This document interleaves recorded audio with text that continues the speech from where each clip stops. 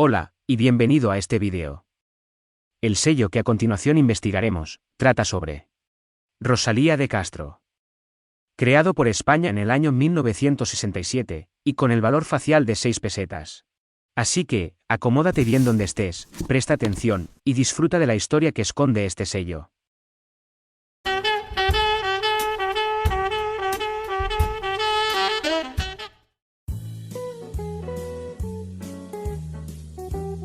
María Rosalía Rita de Castro fue una poetisa y novelista española que escribió tanto en gallego como en castellano. Considerada entre los grandes poetas de la literatura española del siglo XIX, representa junto con Eduardo Pondal y Curros Enríquez una de las figuras emblemáticas del Rexurdimento gallego, no solo por su aportación literaria en general y por el hecho de que sus cantares gallegos sean entendidos como la primera gran obra de la literatura gallega contemporánea, sino por el proceso de sacralización al que fue sometida y que acabó por convertirla en encarnación y símbolo del pueblo gallego. Además, es considerada junto con Gustavo Adolfo Bécquer, la precursora de la poesía española moderna. Escribir en gallego en el siglo XIX, es decir, en la época en la que vivió Rosalía, no resultaba nada fácil por un gran número de razones. La mayor parte de ellas estaba ligada al pensamiento y estructuración de la sociedad del momento, en la que la lengua gallega estaba muy desprestigiada y menospreciada, cada vez más distante de aquella época en la que había sido el idioma de la lírica galaico-portuguesa. Toda la tradición escrita se había perdido, por lo que se hacía necesario comenzar desde cero rompiendo con el sentimiento de desprecio e indiferencia hacia la lengua gallega, pero pocos eran los que se planteaban la tarea, pues esta habría constituido un motivo de desprestigio social. En un ambiente en el que el castellano era la lengua de la cultura y la lengua protegida de la clase minoritaria dominante, Rosalía de Castro otorgó prestigio al gallego al usarlo como vehículo de su obra Cantares Gallegos y afianzó así el renacer cultural de la lengua. Aunque fue una asidua cultivadora de la prosa, Rosalía sobresalió en el campo de la poesía, a través de la creación de las que pueden ser consideradas sus 3 obras clave, Cantares Gallegos, Follas Novas y En las orillas del Sar. La primera de ellas representa un canto colectivo, artísticamente logrado, que sirvió de espejo dignificante a la comunidad gallega al emplearse su lengua y tradiciones. También fue útil para proseguir con la tendencia tímidamente iniciada por el pontevedrés Xoán Manuel Pintos con su obra titulada A Gaita Galega, 1853. En la segunda obra, la autora escribió una poesía de gran profundidad, que emplea el símbolo como método para expresar lo inefable y que revela la plurisignificación propia de la más elevada poesía. Junto con las obras Aires da Miña Terra, Saudades Gallegas y Maxina ou a File Espúrea completa el conjunto de obras publicadas en la década de 1880 que hicieron de estos años una etapa clave en el desarrollo de la literatura gallega, aunque la obra de Rosalía siempre mantuvo una posición predominante con respecto al resto. Finalmente, En las orillas del Sar manifiesta un tono trágico que encaja con las duras circunstancias que rodearon los últimos años de la vida de Rosalía. Escrita en castellano, la obra ahonda en el lirismo subjetivo propio de Follas Novas al mismo tiempo que se consolidan las formas métricas que allí apuntaban. Inicialmente calificado de precursor y obviado por la crítica de su tiempo, hoy en día existen diferentes estudiosos que lo consideran como la principal creación poética de todo el siglo XIX. En la actualidad, la figura de Rosalía de Castro y sus creaciones literarias continúan siendo objeto de una abundante bibliografía y recibiendo una constante atención crítica, tanto en España como en el extranjero.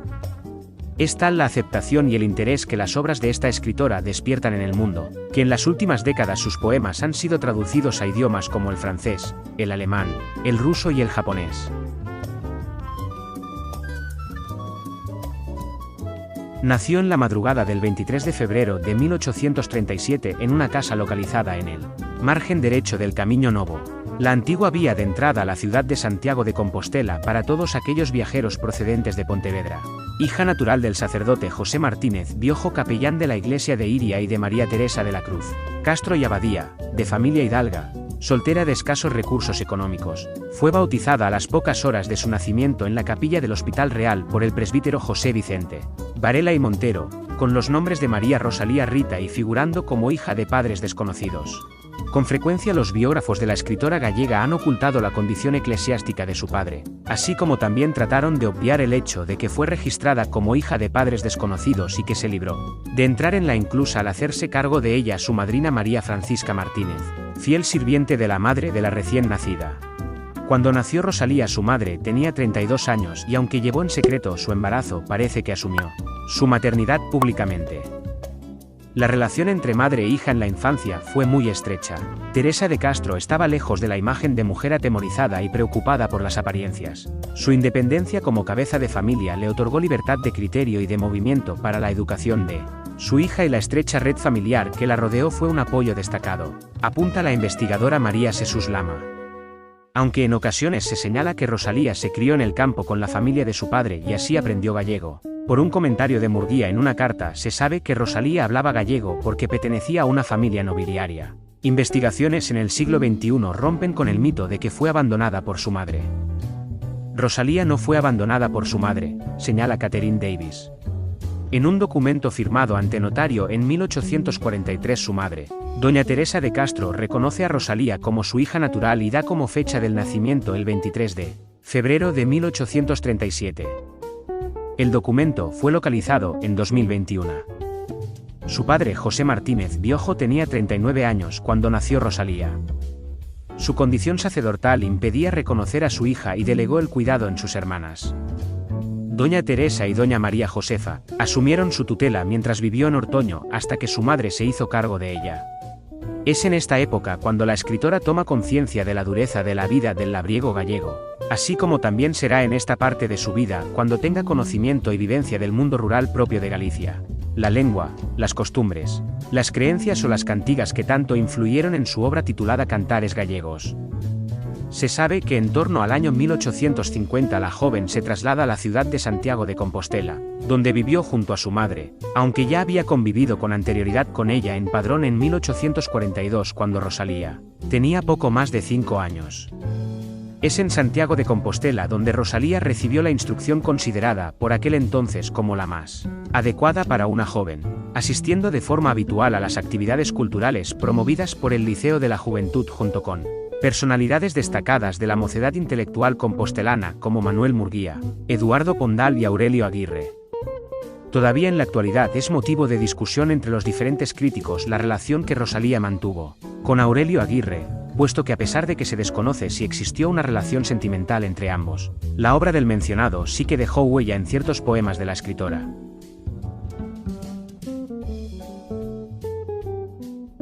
En abril de 1856, Rosalía se trasladó a Madrid junto con la familia de su pariente María Josefa Carmen García Lujín y Castro, en cuya compañía habitó la planta baja de la casa número 13 de la calle Ballesta. No se conoce con exactitud cuál fue el motivo que llevó a mudarse a la escritora, aunque Catherine Davis creyó posible que este hecho fuese debido al escándalo desencadenado a raíz del banquete de Conso, en el que desarrollaron un papel relevante varios miembros del liceo, como fueron Aguirre o Pondal. Un año después de llegar a Madrid, Rosalía publicó un folleto de poesías escrito en lengua castellana que recibió el título de La Flor, siendo este acogido con simpatía por parte de Manuel Murguía, quien hizo referencia a él en La Iberia. El lugar preciso en que Rosalía conoció a Manuel Murguía es motivo de debate. Rosalía y Manuel contrajeron matrimonio el 10 de octubre de 1858 en la iglesia parroquial de San Ildefonso. Fue un amigo común el que posibilitó que ambos entablasen una relación que finalmente acabó en boda. Respecto de la relación que existió entre la pareja, la crítica rosaliana sugiere diversas hipótesis, que van desde idílicos cuadros conyugales hasta posturas más que matizadas, que tomando como referencia escritos atribuidos a la poeta, dibujan la psicología de una mujer solitaria, carente de felicidad y escéptica ante el amor. Sin embargo, Murguía fue la primera de las personas que animó a Rosalía en su quehacer literario, siendo el responsable de la publicación de Cantares Gallegos. Tampoco le escatimó ni apoyo social ni intelectual en una época en la que la condición femenina era considerada como minusvalía.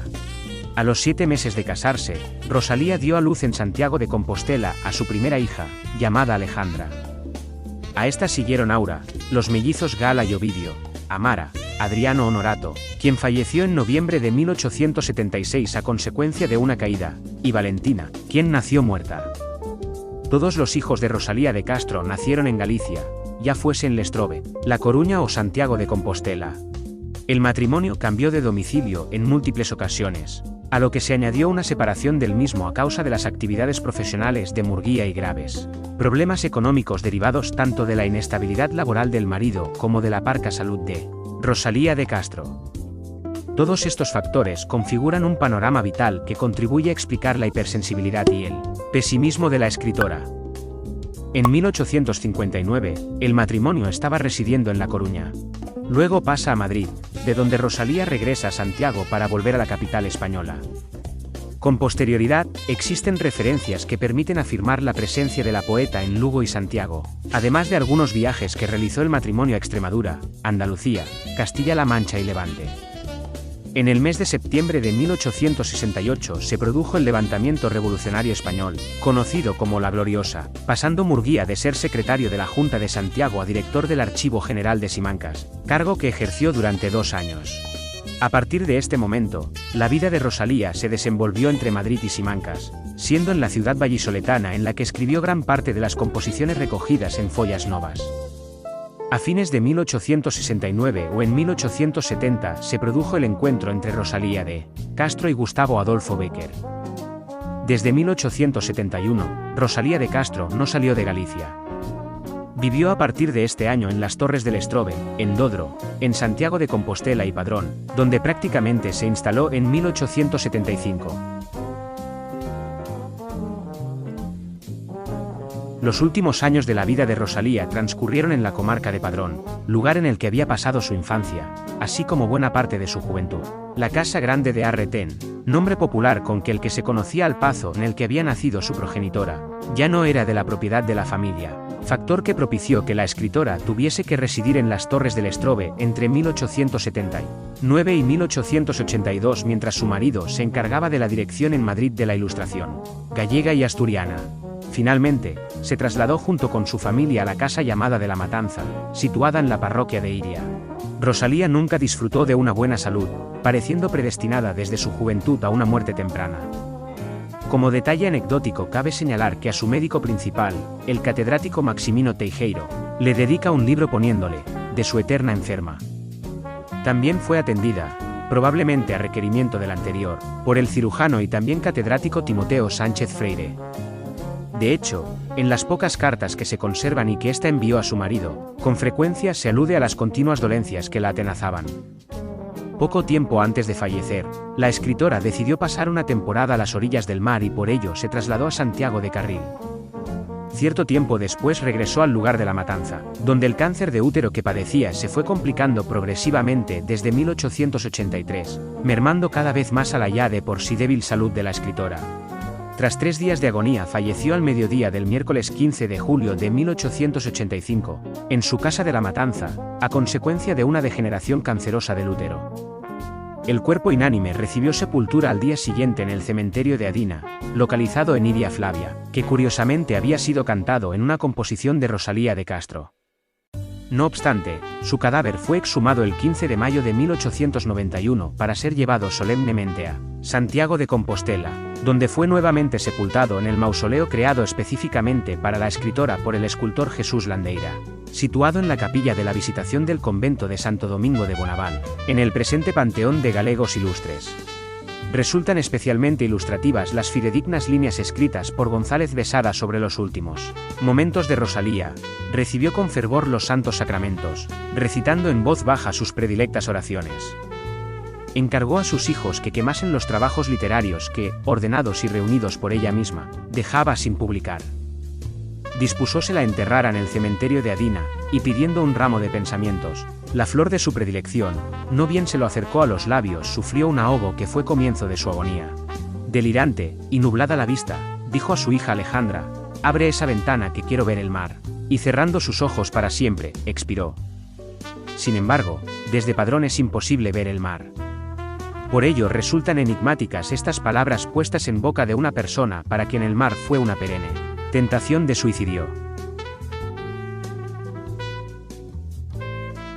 Fue el 17 de mayo de 1863 cuando Manuel Murguía hizo entrega al impresor vigués Juan Compañel del manuscrito de Rosalía de Castro, Cantares Gallegos, obra iniciadora del Rexurdimento pleno. Para comprender el origen de esta, hay que tener presentes factores tales como la familiaridad de la poeta con la música popular, la reivindicación romántica de las culturas tradicionales y de sus manifestaciones populares. Tal fue el éxito alcanzado por la obra que Rosalía de Castro fue invitada a participar en los Juegos Florales. de Barcelona, aunque declinó el ofrecimiento. Además, escritores lusos de la generación de 1865, como son Antero de Quental o Teófilo Braga, manifestaron con prontitud su admiración por el libro, para en 1868 ser vertidos al catalán dos de los poemas de este por parte de Víctor Balaguer. El libro está enmarcado entre los poemas 1 y 36, que constituyen respectivamente el prólogo y epílogo. Además manifiesta una estructura circular al iniciarse con una composición en la que toma la voz una jóvena, quien invitan a cantar y finalizar con la misma voz de la muchacha que se disculpa por su falta de habilidad para cantar las bellezas de Galicia. De este modo, los poemas restantes quedan enmarcados por los dos que abren y cierran el discurso lírico y se transforman en una recreación de la artista popular que canta personalmente variopintos motivos, aunque en ciertos momentos le cede la voz a determinados tipos populares o incluso permite que en dos poemas hable la misma autora, concretamente en el número 25 y 33. En estos se hace evidente un yo lírico que puede entenderse como un método que Rosalía emplea con la intención de aparecer como un personaje popular más, dejando patente su pertenencia a la comunidad rural. Temática costumbrista. En un considerable número de composiciones predomina la descripción y la narración para presentar creencias, romerías, devociones o personajes característicos de la cultura popular gallega que Rosalía defendía frente a los estereotipos colonizadores. Temática sociopatriótica. En este núcleo temático se engloban aquellas composiciones en las que la emigración, el abandono al que Galicia está condenada y la explotación de los gallegos en tierras extranjeras son los motivos a los que se recurre para criticar la situación de un pueblo gallego maltratado y reivindicar unos valores universales de justicia social. Temática amorosa. Estos poemas nos muestran, desde una óptica popular, la manera de vivir el sentimiento amoroso diferentes personajes del pueblo en distintas circunstancias y situaciones. Temática intimista. Se incluyen aquí Campanas de Bastavales y Como chove miudiño. La voz de la propia autora expresa sus sentimientos. En 1880, Rosalía de Castro editó en la capital española el que fue su segundo y último libro de versos en lengua gallega, titulado Follas Novas. Muchos de los poemas que componen el libro fueron redactados durante la estancia de la familia en Simancas, aunque también existen algunas creaciones literarias que datan de la década de 1870 y que antes de aparecer en el libro ya habían sido publicadas en la prensa. El poemario se halla dividido en 5 partes de extensión variable y que no responden a una planificación previa, sino a una ordenación posterior a la elaboración de los textos.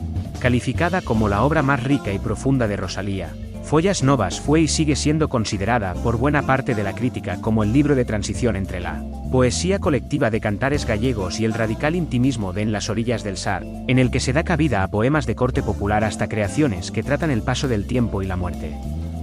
También se caracteriza por ser una obra que tiene como trasfondo una notable intención social, que se manifiesta en la denuncia que la autora hace de la marginación del sexo femenino, de los niños huérfanos y de los campesinos, especialmente de aquellos que se habían visto en la obligación de emigrar ante las pésimas expectativas económicas del país.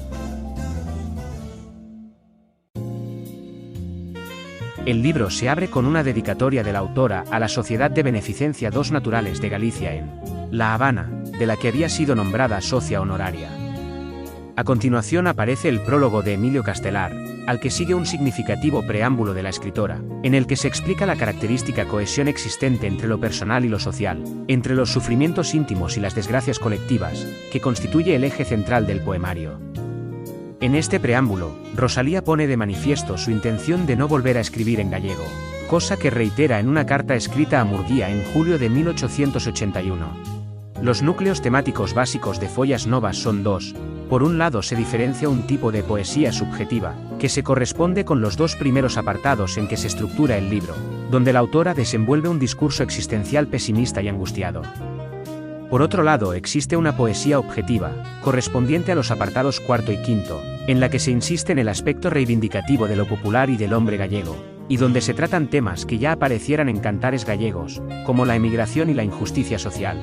En el apartado 3 coexisten trazas de la poesía objetiva y la subjetiva enseñando el complejo carácter que ofrece la realidad en toda su extensión para servir de puente entre la subjetividad de do íntimo y la objetividad de da terra.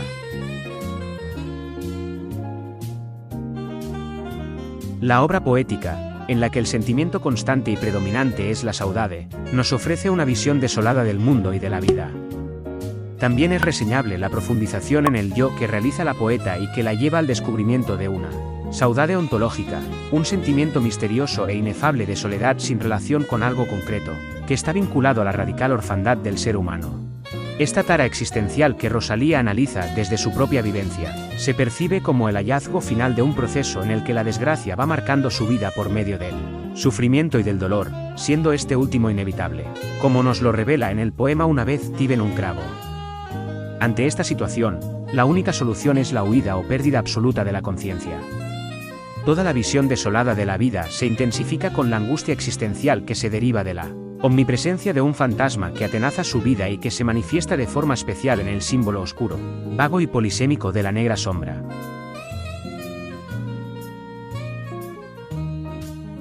Un año antes de su muerte, Rosalía de Castro publicó el que resultó ser su último libro de poemas, titulado En las orillas del Sar, escrito íntegramente en lengua castellana. Aún no hay consenso entre la crítica literaria con respecto a la fecha en la que fueron creados los poemas recogidos en este libro. Sin embargo, las palabras de González Besada en su discurso de ingreso a la Real Academia Española marcaron a la crítica posterior, pues según el periódico El Progreso de Pontevedra, afirmaba que las creaciones ahora recogidas en las orillas del Sar han visto la luz pública en 1866. Por el momento han sido infructuosas todas las búsquedas del susodicho periódico, por lo que tampoco se puede afirmar que en él se encontrasen plasmadas las poesías rosalianas.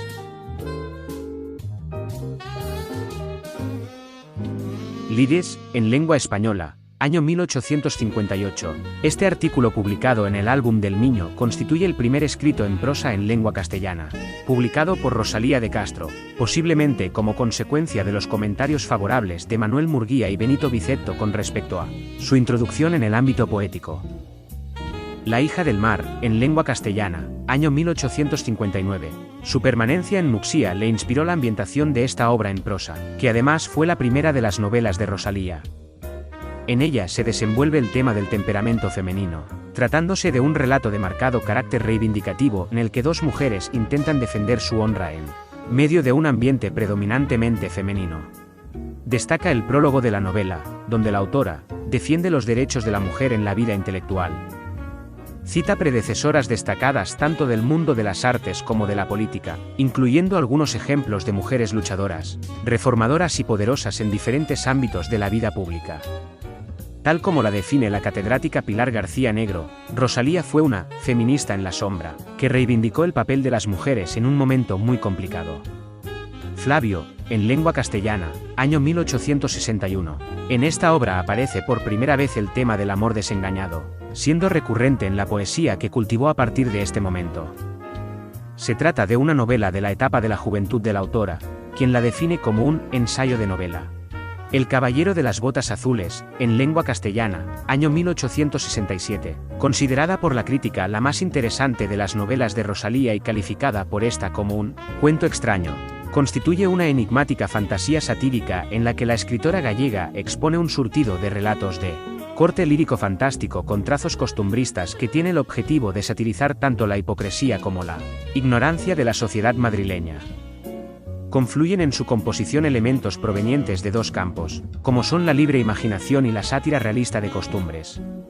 Conto gallego, en lengua gallega, año 1864. Apareció por primera vez en una publicación periódica en el año 1864, y hasta el descubrimiento de esta edición solo se tenía conocimiento de la publicación realizada por Manuel de Castro y López en su Almanaque Gallego de Buenos Aires, en el año 1923. El cuento refiere un motivo tradicional de la literatura misógina en la que dos amigos hacen una apuesta con la intención de demostrar cuál de ellos logra seducir a la viuda el mismo día del entierro de su marido. El trazo característico del cuento es la economía narrativa. La trama se centra en el diálogo existente entre los personajes, mientras que la voz narradora limita sus intervenciones hasta lo imprescindible. Las literatas, en lengua castellana, año 1866. El cadiceño, en lengua castellana, año 1866, cuento de carácter satírico, en el que ciertos personajes se expresan en castrapo, una variante popular del castellano caracterizada por el uso de vocabulario y de expresiones tomadas del idioma gallego que no existen en castellano. Ruinas, en lengua castellana, año 1866. Es un cuadro de costumbres centrado alrededor de 3 tipos humanos, 3 habitantes de una pequeña villa, ejemplares por sus valores espirituales, que se sobreponen a su decadencia social. El primer loco, en lengua castellana, año 1881, es una novela breve, en la que Rosalía obvia la moda realista del momento para retornar a las fórmulas románticas de su etapa más juvenil. El Domingo de Ramos, en lengua castellana, año 1881. Padrón y las inundaciones, en lengua castellana y publicado en la Ilustración gallega y asturiana, el 28 de febrero y el 8, 18 y 28 de marzo de 1881. Costumbres gallegas, en lengua castellana, año 1881. En este artículo, Rosalía critica la costumbre que existía en el litoral gallego de ofrecer una mujer de la familia al marinero, recién arribado. Cumple destacar que el escrito fue objeto de críticas muy duras, dentro del territorio gallego.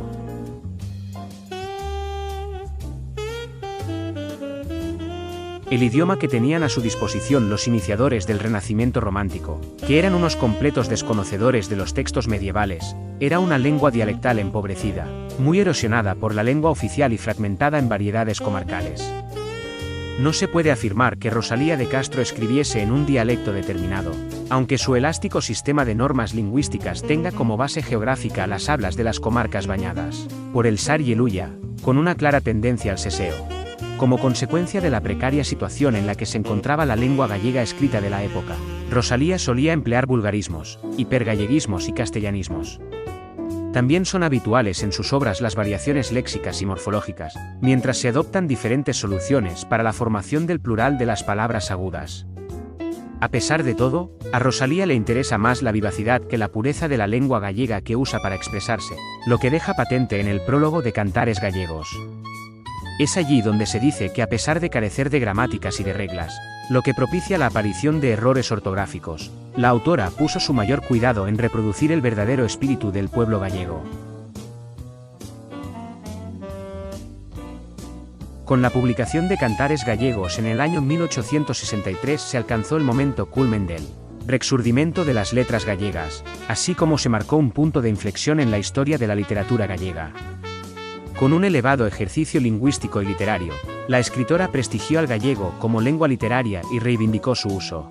Además, por medio de los temas tratados en Cantares gallegos, Rosalía otorga a su obra un carácter sociopolítico reflejando las duras y pésimas condiciones bajo las que se encontraba la sociedad rural gallega, al mismo tiempo que reivindicaba al gallego frente al castellano, y a Galicia frente al resto de España. Se puede decir que Rosalía pretendió defender y redescubrir a la cultura e identidad gallega, las cuales habían sido obviadas por la ideología centralista estatal. La huella de Cantares gallegos quedó reflejada tanto en la posterior producción literaria como en el mismo pueblo gallego, que al verse reflejado en la obra rosaliana tomó conciencia de su propia dignidad. El éxito del libro se debió a la extraordinaria conexión que existió entre la escritora y las gentes de su región, llegándose al extremo de que el pueblo llegó a asumir un gran número de poemas y estrofas como versos comunitarios. Con Follas Novas Rosalía creó un universo nuevo y extremadamente personal, en el que el puro lirismo intimista alcanza la más alta realización artística, más allá de las vivencias estéticas, en una continua y angustiada pregunta sobre el sentido de la existencia humana. La poesía que se recoge en esta obra revela la conflictividad de un mundo en el que no existen valores eternos y verdades absolutas, y donde el ser humano se encuentra totalmente solo. Es la cosmovisión pesimista y angustiada la que trasluce la crisis de valores de la sociedad capitalista frente a la seguridad de la sociedad patriarcal, que aparece en descomposición por la acción de aquella.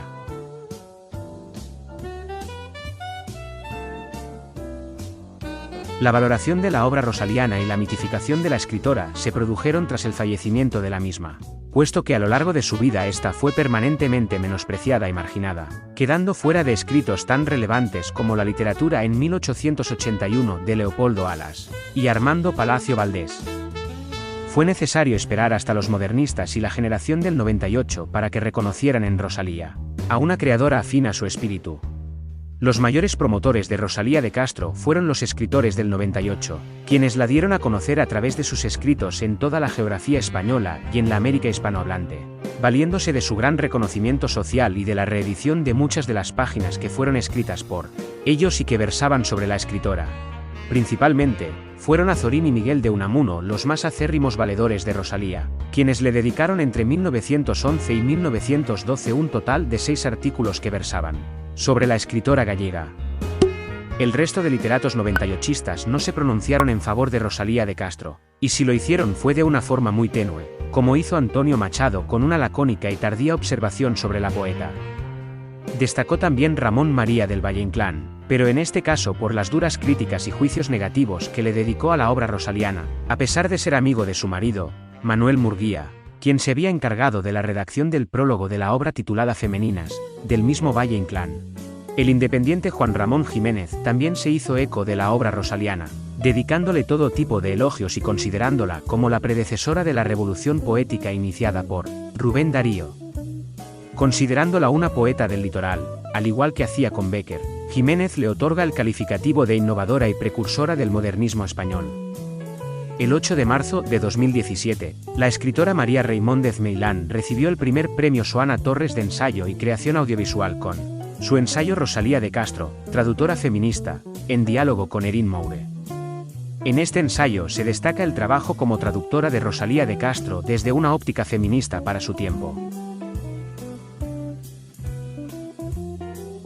El 20 de marzo de 1963, 3 miembros numerarios de la Real Academia Gallega, concretamente Francisco Fernández del Riego, Manuel Gómez Román y Jesús Ferro Couselo, enviaron una carta al que por aquel entonces ostentaba el cargo de presidente de la institución, Sebastián Martínez Risco, en la que se sometía a consideración de la Junta General la propuesta de celebrar el centenario de la publicación de la obra Cantares Gallegos, de Rosalía de Castro.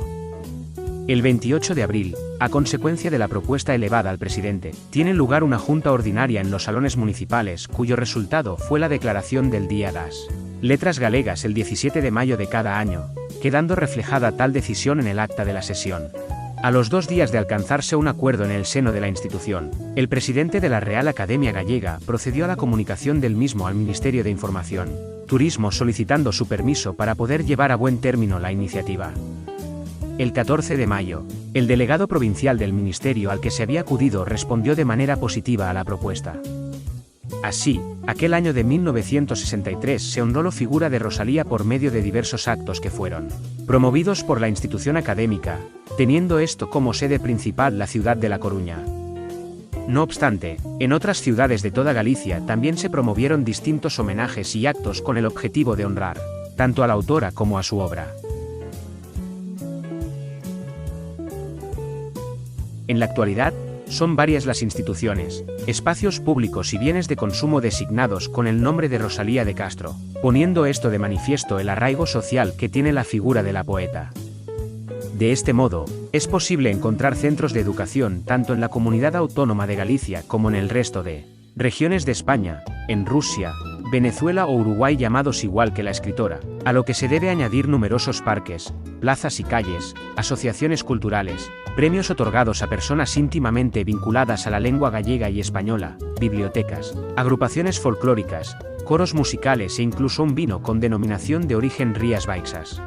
Sin embargo, resulta curioso que un avión de la compañía Iberia, así como una aeronave perteneciente a Salvamento Marítimo, hayan sido bautizados igual que la escritora. Obviamente, también son varios los monumentos dedicados a su figura en diversos países del mundo. Con la emisión del 23 de octubre de 1979 apareció el último de los billetes, de 500 pesetas, puesto que este sería sustituido en 1987 por monedas de igual valor. El billete se distinguía por presentar en el anverso el retrato de Rosalía de Castro, grabado por Pablo Sampedro Moledo, así como por mostrar en el reverso la Casa Museo de Rosalía Sita en Padrón y unos versos con la caligrafía de su autora, pertenecientes a la obra Follas Novas. De esta forma, Rosalía de Castro se convirtió junto con Isabel la Católica, en el único personaje femenino no alegórico retratado en el anverso de un billete propiamente español. El 17 de diciembre de 2019, la estrella anteriormente denominada HD 149143 fue nombrada oficialmente por la Unión Astronómica Internacional como Rosalía de Castro, la cual cuenta con un planeta extrasolar que la orbita. El 2 de abril de 2020, el Boletín Oficial del Estado publicó el cambio de denominación del principal aeropuerto de la comunidad. Autónoma de Galicia por el de Aeropuerto de Santiago Rosalía de Castro, dando cumplimiento a un acuerdo unánime del Pleno del Ayuntamiento de la capital gallega del año 2017, al cumplirse el 180 aniversario de su nacimiento.